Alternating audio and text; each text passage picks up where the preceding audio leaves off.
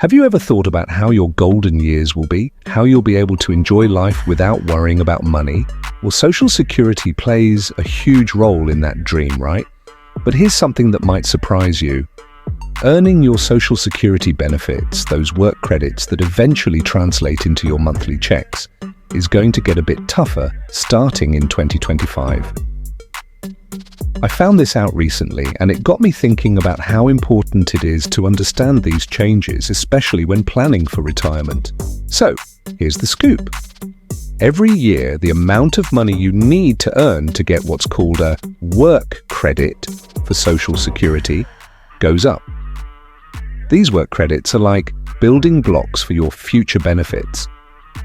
You need a certain number of them to qualify for Social Security benefits when you retire. Right now, in 2024, you can earn one work credit by making $1,330. If you want to earn the maximum of 4 credits in a year, you need to make at least $6,920. But here's the kicker. In 2025, you're going to have to earn a bit more to get those same credits. It's not a huge jump, but it's enough to make a difference if you're not paying attention. This change happens every year, mostly because of inflation and other economic factors. It's like the cost of living going up. The price of your work credits is increasing too. Now you might be wondering, why does this matter? I mean, if you're working, you're going to earn these credits eventually, right? That's true, but here's the thing.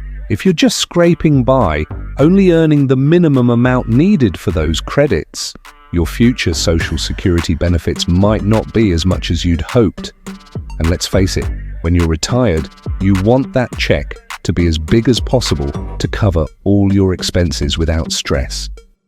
So let's break it down a bit more. Think of Social Security as a puzzle, and each work credit is a piece of that puzzle. The more pieces you have, the better your chances of completing the puzzle and securing a comfortable retirement. If you're earning just enough to get those credits, it's like you're collecting the puzzle pieces but not really focusing on how they'll fit together to create the full picture. Now here's where things get really interesting. Even though the amount you need to earn to get a work credit is going up, all the credits you've earned before 2025 are still good. They don't disappear or become less valuable just because the rules are changing. So if you've been working steadily and earning those credits, you're in good shape. But for those of us planning for the future, this is a reminder that we can't just sit back and assume everything will stay the same. If you're getting close to retirement or just starting to think about it, now is the time to pay attention to these changes. It might mean working a little harder or finding ways to boost your income to make sure you're not left with a smaller Social Security check than you expected. And let's be honest, nobody wants to be surprised by a smaller than expected check when they're ready to retire.